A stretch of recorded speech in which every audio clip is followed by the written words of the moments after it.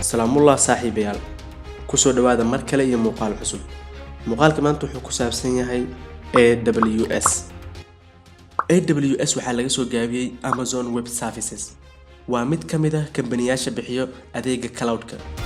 Haddii aad la yaaban tahay wax la yiraahdo cloud computing, waxaan jeclaan lahaa inaad soo daawatid muuqaalka hore oo aan ka sameeyay cloud computing. Qaybta kore aan soo saari doonaa suggestion-ka, sidoo kalena qaybta description-ka ayaan soo dhigi doonaa. halkaas ka daawa haddii aad jeceshahay inaad wax ka fahamtid cloud computing iyo sida uu u shaqeeyo.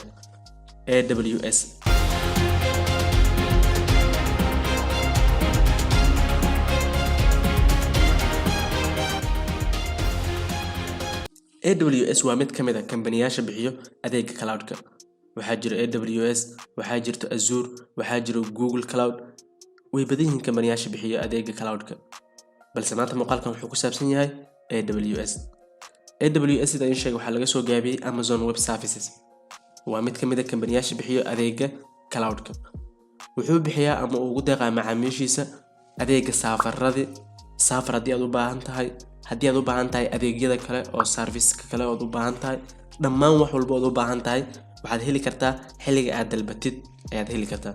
sidoo kalena xilliga aad doontid ayaad kor u siyaadin kartaa awoodda waxa aad isticmaalaysid. scale wax la sameyn kartaa oo wixii inaad korna aad siyaadisid marka u baahan tahay, markaad u baahnayna aad iska dhintid. AWS waxaa la aasaasay 2006 bisha Maarso 14keedii. run ahaantii AWS wuxuu sare u qaaday isticmaalka adeega IT-ga laga soo bilaabo xilligii la aasaasay ilaa iyo haddartan. iyo sidoo kale inay jirto saadaal fiican oo ah in adduunka ama technology-ga ama IT-ga uu u sii badanayo. IT-ga ama dhammaan kambaniyasha ku shaqeeya IT-ga iyo technology-ga gaar ahaan inay u guuri doonaan cloud computing. AWS waxaa isticmaala kuwa ka mid ah kambaniyasha caalamka ugu waaweyn oo ay ka mid tahay Amazon.com, Netflix iyo kuwa kale oo badan.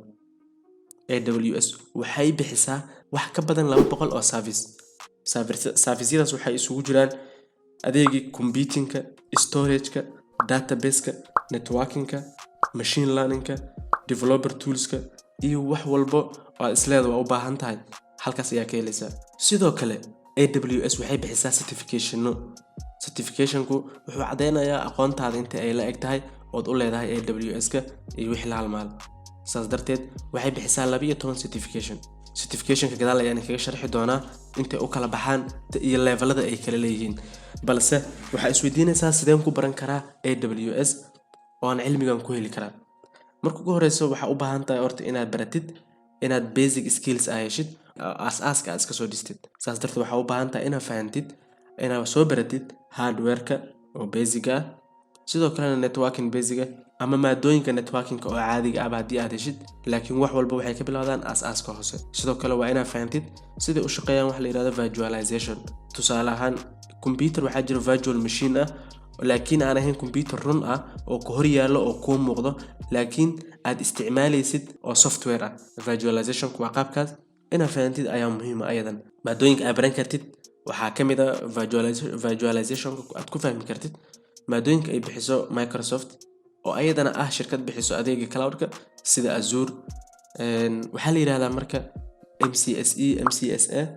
maadooyinkaas haddii aad soo baratid oo ah Microsoft Certified Solution Expert iyo Solution Associate, kuwaas haddii aad soo baratid dabcan waxaan filayaa inaad fahmi doontid waxyaalo badan oo ku saabsan virtualization-ka, sidoo kale networking-ka iyo hardware-ka.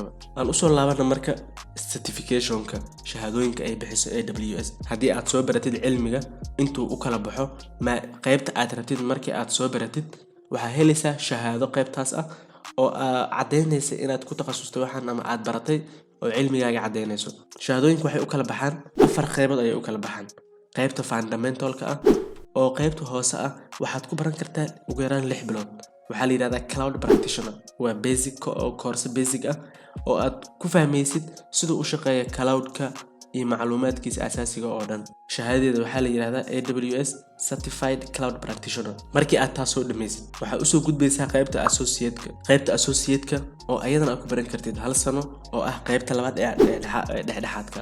waxaa ku jiro qaybta associate-ka 3 maadooyin: Solution Architect Associate, SysOps oo laga soo gaabiyay System Operations Administrator Associate, sidoo kalena Developer Associate. markay qaybta associate ka soo gudubtid waxa u soo gudbaysaa qaybta professional waxaan kuu sharaxay waa qaabka ay iskugu xigaan ama ay u kala sareeyaan shahaadooyinka ay bixiso shirkadda AWS ka oo ah intaan oo dhanba waa shaqooyinka aad ku shaqeyn lahayd xirfadii aad ku shaqeyn lahayd shahaadadeeda waa kuma qasbanid inaad waxaan oo shahaado dhan wada barat laakiin waxa muhiim ah inaad wada fiican oo sax ah aad raacdid oo wax walba sida isugu xigaan aad u baratid qaybta professionalka ugu yaraan 2 sano lagu baran karaa wax badan ay ka faa'iideysaa ayadana waa professional waxaa ku jiro solution architect oo professional ah waxaa kaloo ku jiro DevOps oo ayadana DevOps engineer professional qaybta specialty oo takhasuska ah ayadana waxaa ka heli kartaa maadooyinkan soo socda advanced networking specialty data analytics oo specialty ayadana database specialty machine learning specialty sidoo kale security specialty intaasba waa qaybta specialization oo takhasuska gaarka ah ayaad ku baranaysaa ayadana waxaan oo shahaado ah 12 xababa ma ahan inaad muhiimada ma aha inaad wada baratid tusaale ahaan hadii aad mid qasabka orto ugu ah oo ugu horeyso oo basic ah cloud practitioner marka soo baratid oo aad soo dhameysid cloud practitioner ka waxa uu soo gudbisaa qaybta associate ka saddex option ayaa haysataa inaad baratid solution architect associate system operation administrator associate iyo developer associate saddexdan midka aad doontaa qaadanaysaa solution architect-ga waxa ku baranaysaa qaabka wax loo design gareeyo qofka macaamilka ayaa waxa u sharaxaysaa sida uu AWS ku ugu soo beeri lahaa oo uga soo guuri lahaa xafiiskiisa oo ugu soo guuri lahaa adeegyadiisa oo dhan adeega cloud computing waxaad siinaysaa design-ka iyo waxyaabaha uu u baahan yahay service-yadu u baahan yahay sidoo uu isticmaalayo waxyaabahaas inaad u sharaxaysaa system operation-ka waxa ayadana ku baranaysaa qaabka system-ka iyo computer-ka uu u shaqeynayo iyo adeegyadaas wixii la mid ah sidoo kale qaybta developer-ka hada developer tahay application sameynta website-yada iyo wixii la mid oo dhan developer shaqadiisa hadii u baahan tahay inaad qabatid qaybta developer-ka ayaad ka bilaabi kartaa oo ah developer associate markii aad associate-ka aad soo dhaaftid oo saddexda mid kamid ah baratid waxa uu imaanaysaa qaybta professional-ka hadii aad associate-ka ku soo bartay solution architect associate waxa professional-ka aad heli kartaa solution architect professional cilmigaaga baad sare u sii qaadaysaa sidoo kale hadii aad soo baratay mid kamid ah system operation administrator associate ama developer associate ayadana qaybta specialty waxa ku taagan oo aad baran kartid DevOps engineer professional sidaas ayaad ku soo xunaysaa kadib qaybta specialty-ga ayadana midka aad rabtid ayaa sameyn kartaa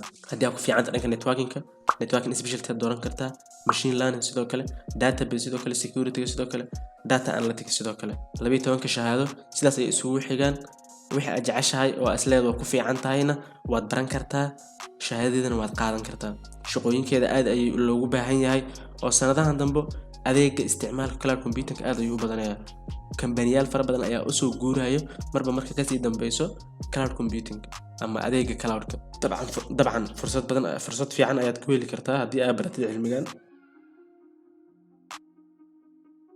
shaqooyinkeedana aad ay u fiican yihiin waa hadii aad joogtid meel shaqooyinka iyo adeegyadan laga isticmaalo waxaan filaa intaas inay ku eg tahay muuqaalka maanta waa ku mahadsantahay daawashada muuqaalkan halkan waxaan ku soo gudbinaa muuqaaladan iyo kuwa kale oo la mid ah channelka hadii aad weli subscribe saaro muuqaalkana like saar hadduu ku anfacay asxaabtaada arrimahan danaysana la sii wadaag muuqaalka inta ku kulmayna muuqaalka xiga waxaan idinkaga tegayaa sidaas iyo nabadgelyo